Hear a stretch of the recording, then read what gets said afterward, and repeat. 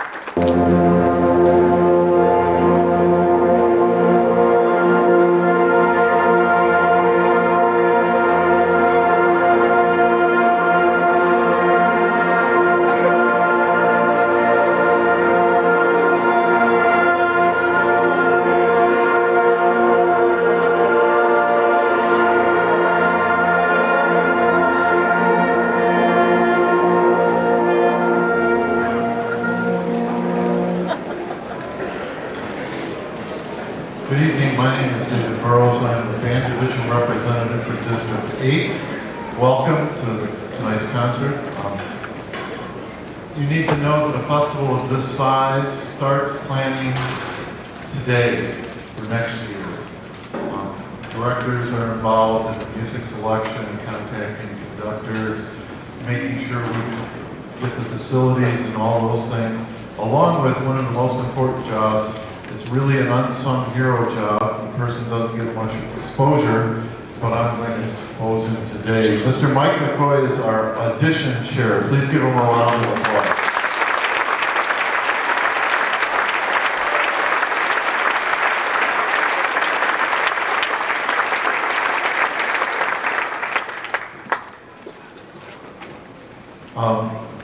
Tonight's guest conductor for the band, I felt was going to be a really treat for the band. I have performed quite a few of his selections with my own band and have enjoyed teaching students music through those selections. It's really a unique opportunity for the students to actually have the composer of a piece come and explain and kind of show them what exactly he was looking for in the piece. So it's been a treat watching him work with the group and listening to him work with the group. And I know you're going to really enjoy this group. Are the percussion ready? They had to move everything from over down there and down here.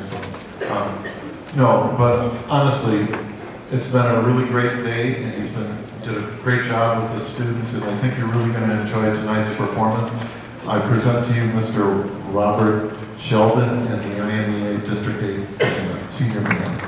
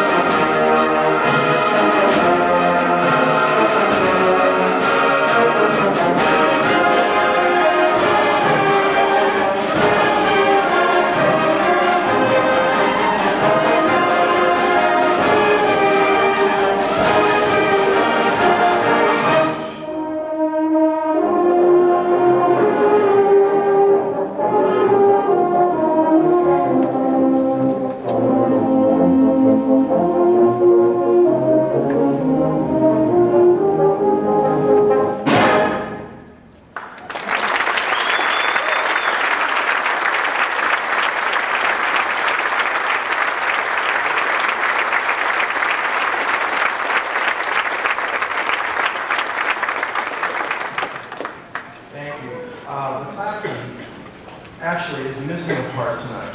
Henry Fillmore wrote this piece. He also wrote it for an instrument called the klaxophone that he invented.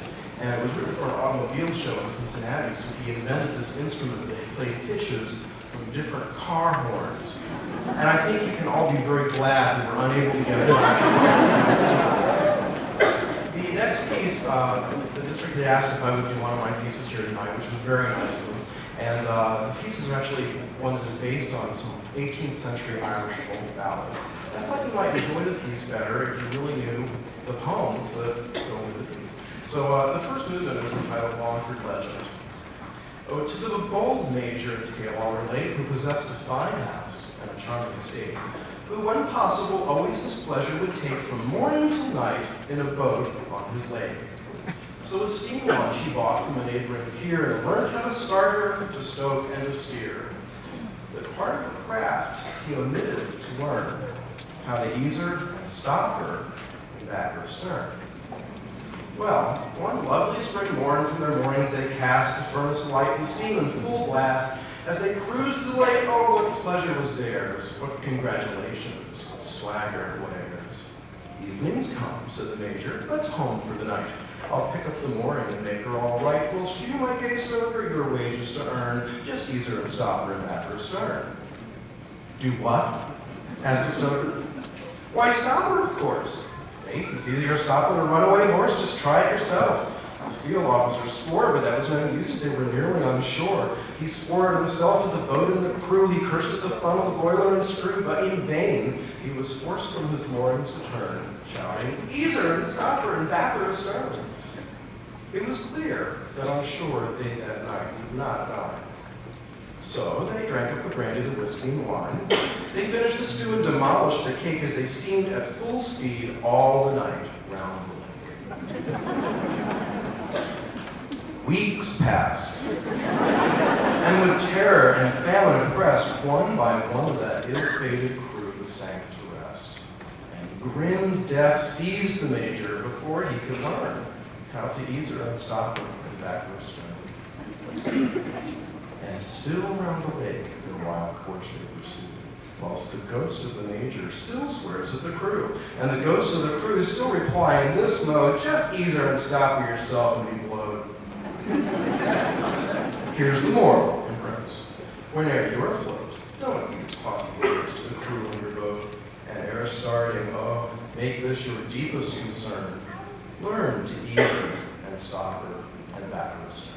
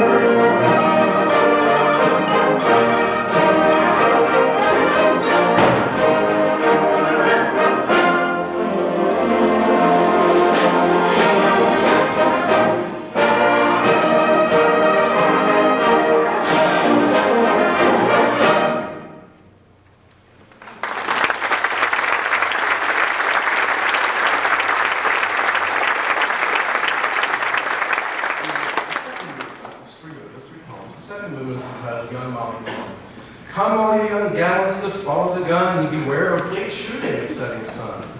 For it's little you know of what happened of late to young Molly Esme, whose beauty was great. It happened one evening in a shower of hail, the maiden of valor herself did conceal. Her love being shooting, he took her for a fawn. He leveled his gun and he shot one of her.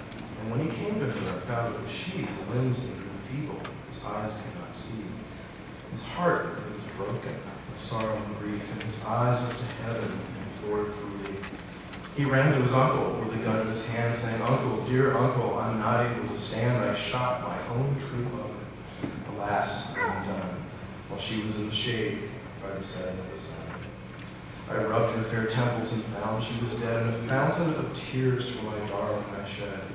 And now I'll be forced by the laws of the land, for the killing of my darling, my trial to stand."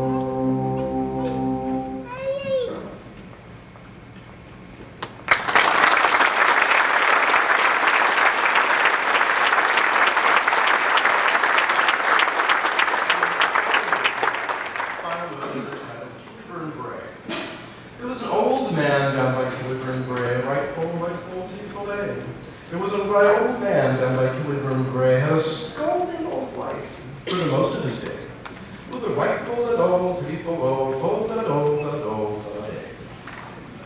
One day, as this man and walked out in the glen. And sure he met with the devil, says, "How are you then?" Says he, "Me, old man, I've come for your wife, for I hear she's the plague and torment of your life." So the devil, he hoisted her up on his back, and hot foot for hell with her he did pack. And when it was finished, they got to hell's gate, he threw her right down with a thump on her pate. There were two little devils there playing at the ball, but while the once was wee, the other was small. There were two other devils there tied up in chains, and she lifted her stick, and she scattered their brains. So the devil, he hoisted her up on his back. They were 7 years going, 9 days coming back. Says he, "Me, old man, here's your wife safe and well. For the likes of herself, we would not have in hell." Now, I've been a devil for the most of my life, but I never was in hell till I met with your wife.